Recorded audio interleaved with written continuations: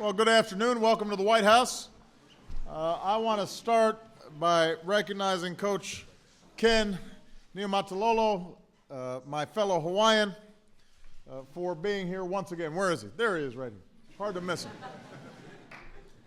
Give him a big round of applause.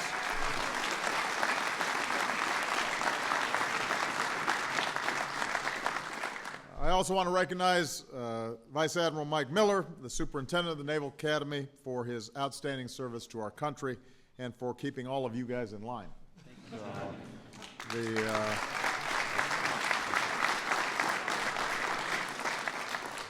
It is my pleasure to welcome the Navy midshipmen back to the White House to receive the Commander-in-Chief's trophy again.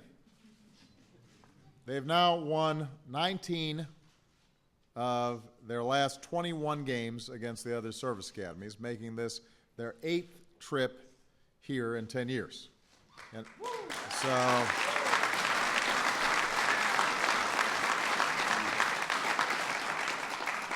Michelle and I were thinking about just leaving the key under the rug.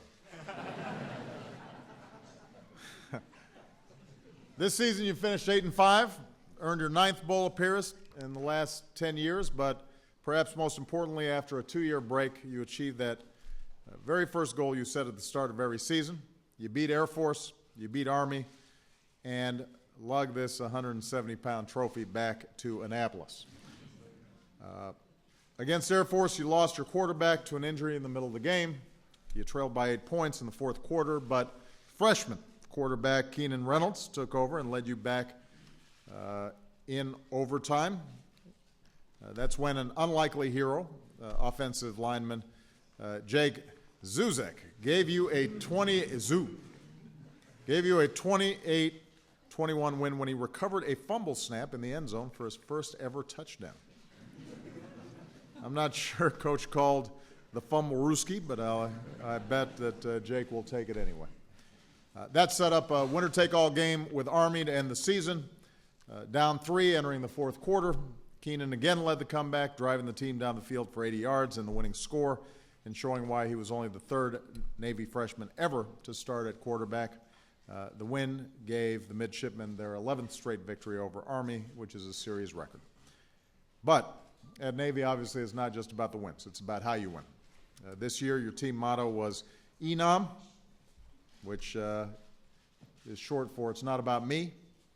And that ethic of teamwork and discipline and unselfishness was led by your captains, Bo Schnelson and Bri French, and it ran through your entire season.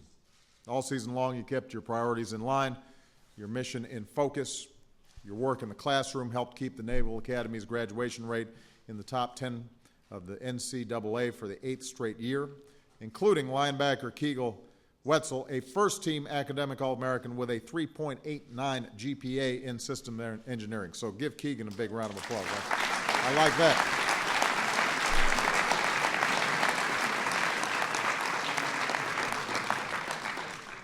And when you faced adversity, you pulled together. Over Thanksgiving break, freshman Rafi Montalvo was in a serious car accident, and doctors pulled him into a coma. And even though the Army game was next on the schedule, Coach was one of his first visitors at the hospital down in Florida. And then pretty soon his teammates started showing up. When it came time to take the field against your biggest rival, you all put Rafi stickers on your helmets and gave him the game ball after your victory. So, gentlemen, that's why I have no greater honor than serving as your Commander-in-Chief. You're there for each other, and you are there for our country. In just a few weeks, when I visit you all for commencement, and I always have to get ready because midshipmen, they got strong handshakes. Some of them give me chest bumps. I've got to just make sure I don't tip over. 18 of you will be commissioned as ensigns in the Navy and 10 more as second lieutenants in the Marine Corps. And in the years to come, you will all follow their footsteps. You'll be leading your peers in some of the most complex, dangerous missions on the planet. You'll be teaching them to pull together, to keep their mission in focus, to always remember that it's not about me, and together your victories will not simply be about football trophies, as impressive as that trophy is, but it'll be about our security and our values and protecting our freedom. So I want you to know that I could not be prouder to have each of you representing this great country of ours. Americans all across the country feel the very same way, and every single day we will stand behind you and support you and do the very best that we can in our own lives to reflect the courage and the honor and the character of the men and women of the United States Naval Academy. So God bless you. And with that, let's, I understand I got a little something waiting for me. How are you, gentlemen? Good to see you. Thank you. All right, that's the official Navy helmet. Fitted for me. Pretty sharp, huh? All right.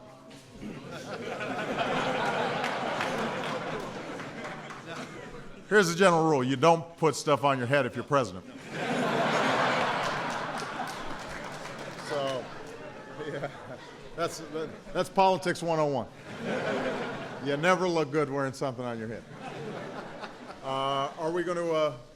We're going to have the coach up here. Come on, Coach. Great to see you again.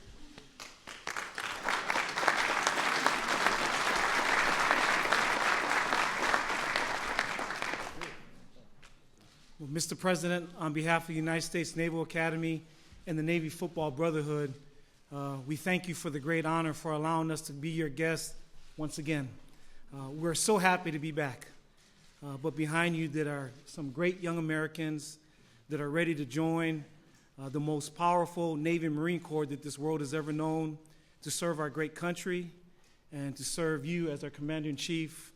And this helmet, that was a helmet that we unveiled as a Nike Pro Combat helmet that was voted by several websites as the best helmet this past season, and we'd like for you to have it. It's a good-looking helmet.